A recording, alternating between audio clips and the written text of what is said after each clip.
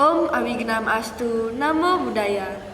Perkenalkan, nama saya Jessica Rainata dari Wihara Wajra Bumi Okadiputra, Jembrana, Bali. Pada kesempatan kali ini, saya akan membawakan sebuah dhammadesana yang berjudul Cunda si Pemotong Babi. Kisah ini menceritakan seorang lelaki bernama Cunda. Selama 50 tahun, ia memotong babi untuk dimakan atau untuk dijual. Di belakang rumahnya terdapat sebidang tanah. Tanah itu diberinya pagar dan dijadikan kandang untuk memelihara babi-babinya. Babi-babi itu diberinya makan berupa rumput-rumputan, sampah atau kotoran-kotoran. Apabila Cunda ingin memakan daging babi, maka ia akan mengambil salah seekor babinya untuk dipotong.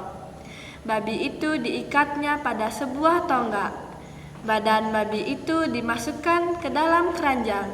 Kemudian mulut babi itu dibuka dengan paksa dan diganjal dengan sepotong kayu. Lalu ia pun memasak air. Air panas itu dituangkannya ke mulut babi yang sudah terbuka. Air panas itu gunanya untuk membersihkan perut babi dari kotoran-kotoran. Air mengalir keluar melalui anus bersamaan dengan kotoran-kotoran. Apabila air yang keluar sudah jernih, berarti perut babi sudah bersih. Setelah itu, ia membakar bulu-bulu babi menggunakan sebuah obor, dan kepala babi dipotongnya dengan sebuah golok.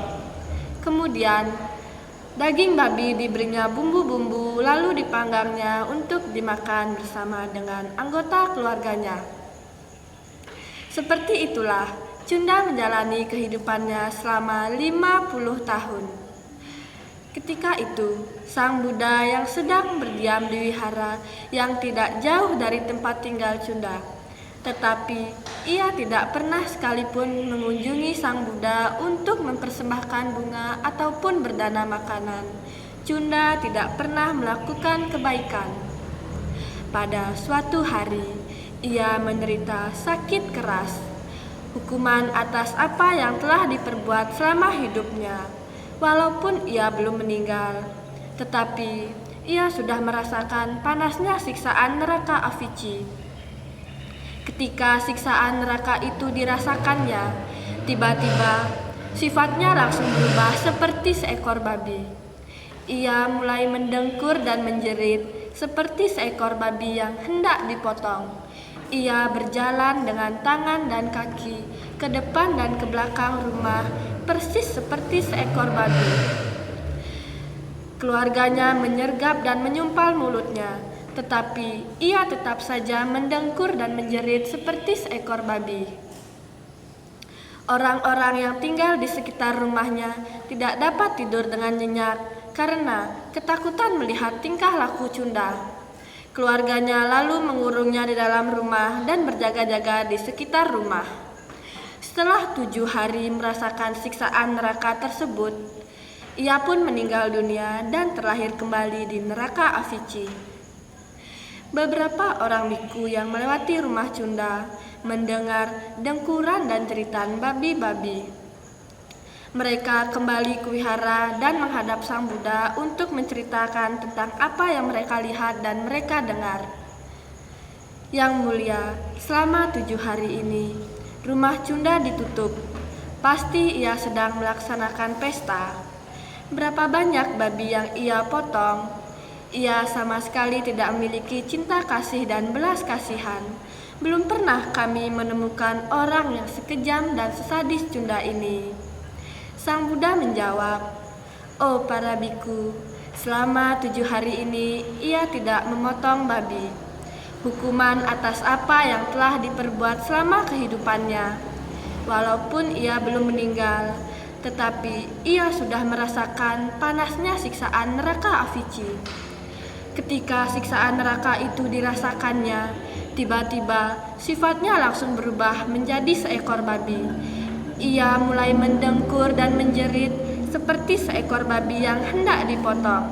Ia berjalan dengan tangan dan kaki ke depan dan ke belakang rumah persis seperti seekor babi. Hari ini ia meninggal dunia dan terlahir kembali di neraka Avici. Para biku menjawab, "Yang mulia, setelah menderita di dunia ini, mereka akan pergi menuju ke tempat yang menderita dan terlahir kembali di sana." "Ya biku," jawab Sang Buddha, "ia yang lengah, baik ia seorang umat maupun seorang biku, akan menderita di kedua dunia." Sang Buddha lalu mengucapkan syair, "Di dunia ini ia bersedih hati, di dunia sana ia bersedih hati. Pelaku kejahatan akan bersedih hati di kedua dunia. Mereka bersedih hati dan meratap karena melihat perbuatannya yang tidak bersih." Dari cerita Cunda yang saya bawakan tadi, kita sudah dapat menyimpulkan bahwa Cunda telah melanggar salah satu dari sila, yaitu sila pertama tentang pembunuhan. Dan atas apa yang telah diperbuatnya, kini ia pun sudah mendapatkan balasan tentang apa yang mereka perbuat. Janganlah berbuat jahat, tambahkanlah kebajikan. Sucikan hati dan pikiran, inilah ajaran para Buddha. Sekian Dhamma Desana yang dapat saya sampaikan. Apabila ada kesalahan kata, mohon dimaafkan. Terima kasih. Om Mani Padme Hum.